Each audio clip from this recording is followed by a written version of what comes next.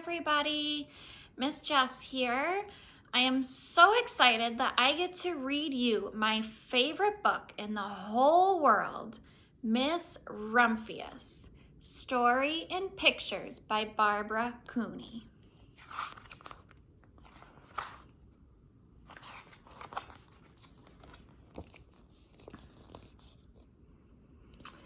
The lupine lady lives in a small house overlooking the sea. In between the rocks around her house grow blue and purple and rose-colored flowers. The lupine lady is little and old, but she has not always been that way. I know. She is my great aunt, and she told me so. Once upon a time, she was a little girl named Alice who lived in a city by the sea. From the front stoop, she could see the wharves and the bristling masts of tall ships. Many years ago, her grandfather had come to America on a large sailing ship.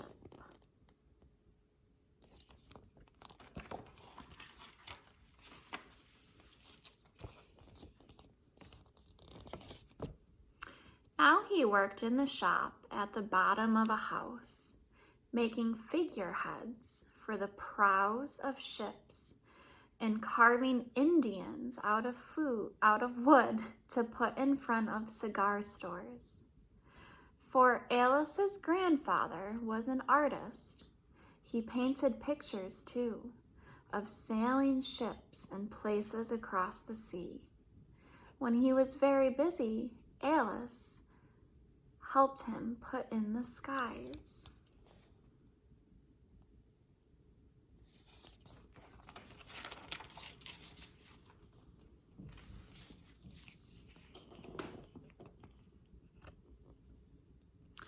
In the evening, Alice sat on her grandfather's knee and listened to his stories of faraway places.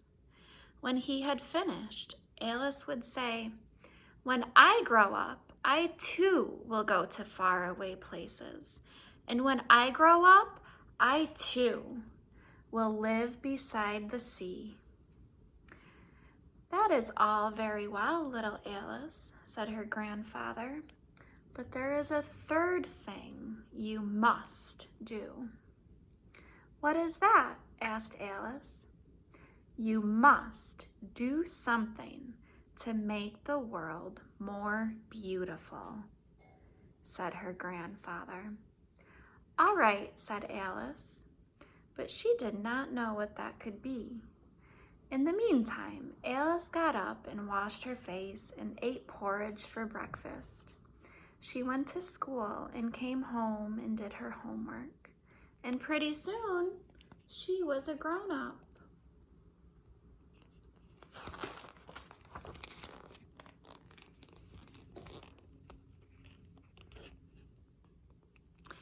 Then my great Aunt Alice set out to do the 3 things she had told her grandfather she was going to do.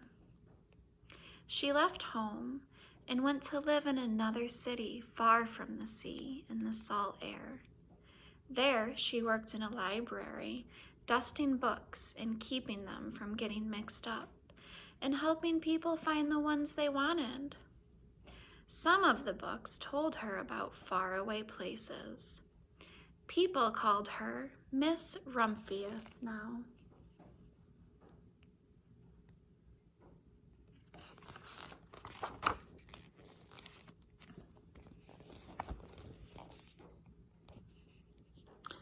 Sometimes she went to the conservatory in the middle of the park.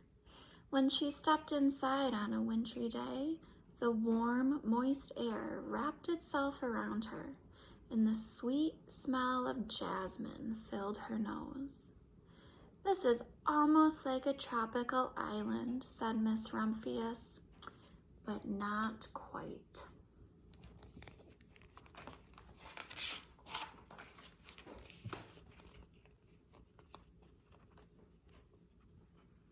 So Miss Rumphius Miss Rumphius went to a real tropical island where people kept cockatoos and monkeys as pets. She walked on long beaches, picking up beautiful shells. One day, she met the Bapa Raja, king of a fishing village. "You must be tired," he said. "Come into my house and rest." So Miss Rumphius went in and met the Bapa Raja's wife. The Bapa Raja himself fetched a green coconut and cut a slice off the top so that Miss Rumphius could drink the coconut water on the inside. Before she left, the Bapa Raja gave her a beautiful mother-of-pearl shell on which he had painted a bird of paradise and the words, "You will always remain in my heart." "You will always remain in mine too," said Miss Rumphius.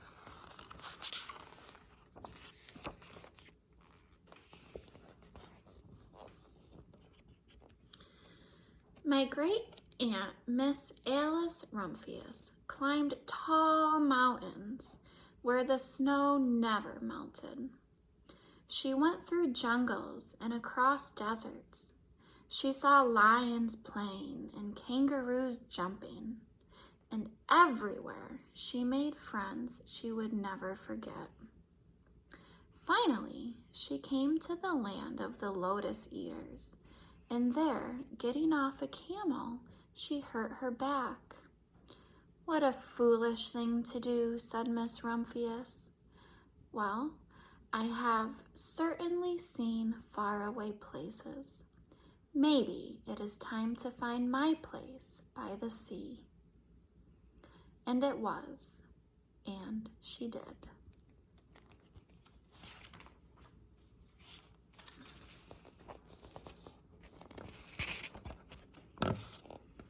From the porch of her new house, Miss Rumphius watched the sun come up.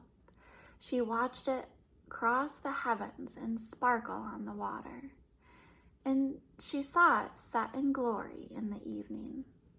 She started a little garden among the rocks that surrounded her house, and she planted a few flower seeds in the stony ground. Miss Rumphius was almost perfectly happy. "But there is still one more thing I have to do," she said. "I have to do something to make the world more beautiful." "But what?" "The world is already pretty nice," she thought, looking out over the ocean.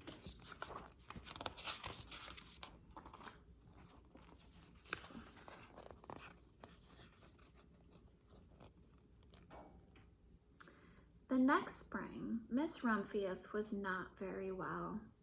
Her back was bothering her again, and she had to stay in bed most of the time.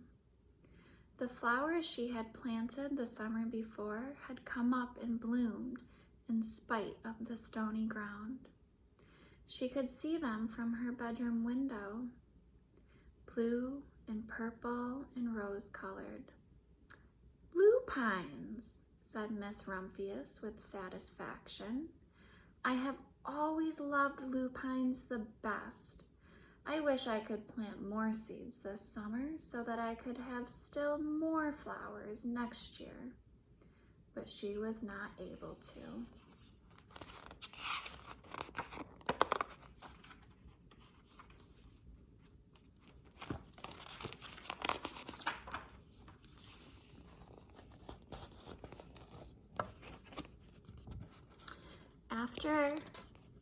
After a hard winter spring came, Miss Rumphius was feeling much better. Now she could take walks again. One afternoon, she started to go up and over the hill where she had not been in a long time. "I don't believe my eyes," she cried when she got to the top, for there on the other side of the hill was a large patch of blue and purple and rose-colored lupines. It was the wind, she said as she knelt in delight. It was the wind that brought the seeds from my garden here, and the birds must have helped. Then Miss Rumphius had a wonderful idea.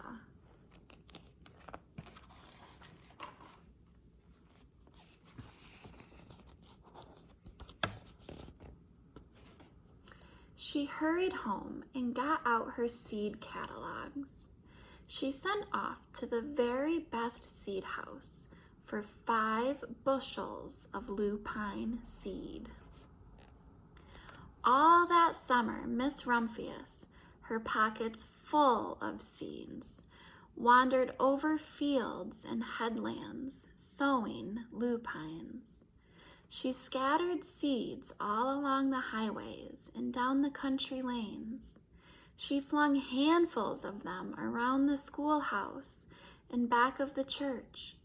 She tossed them into hollows and along stone walls.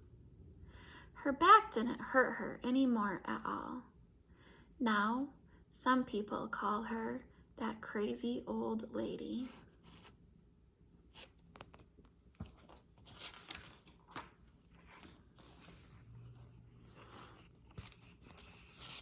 The next spring, there were lupines everywhere. Fields and hillsides were covered with blue and purple and rose-colored flowers. They bloomed along the highways and down the lanes. Bright patches lay around the schoolhouse and back of the church. Down in the hollows and along the stone walls grew the beautiful flowers. Miss Rumphius had done the third, the most difficult thing of all.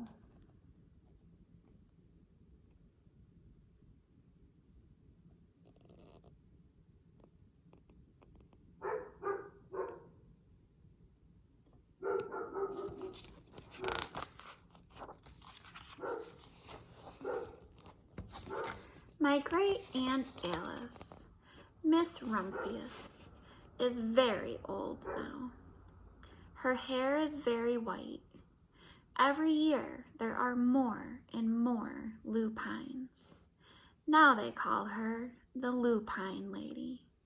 Sometimes my friends stand with me outside her gate, curious to see the old, old lady who planted the fields of lupines. When she invites us in, they come slowly. They think she is the oldest woman in the world. Often she tells us stories of faraway places. When I grow up, I tell her, I too will go to faraway places and come home to live by the sea. That is all very well, little Alice, says my aunt, but there is a third thing you must do. What is that? I ask. You must do something to make the world more beautiful. All right, I say.